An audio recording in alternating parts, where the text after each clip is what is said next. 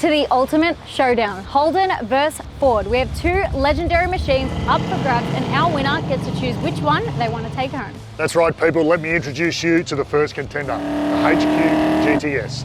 Painted in a beautiful aquamarine colour, this thing has got over 800 horsepower and 720 foot-pounds of torque.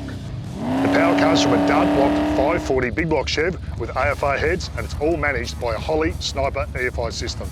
It's backed by a Transbrake 2-speed power glide with a TCE converter. This car is a serious build. Step inside and you'll find all new GTS houndstooth interior, a Holly digital dash that puts all the vital stats at your fingertips. This car is tubbed, chassis strengthened, and is sitting on V-Series wild wheels with 295 street radials. And let's not forget the shortened 9-inch diff with a strange true track centre with 3/5 gears. You're both getting power and control.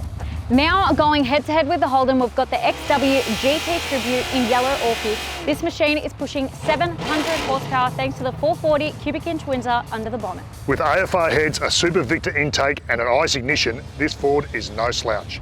Running a C4 transmission and a 3.5 stallie, this makes the power when it counts.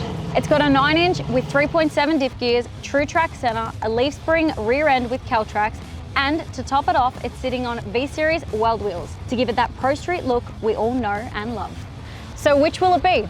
The 800 horsepower HQ Holden GTS or the 700 horsepower Ford XW GT? It's winner's choice. This is one you do not want to miss out on. Head to our website, secure your entries today, and we could be calling you to choose between the ultimate showdown, Ford versus Holden.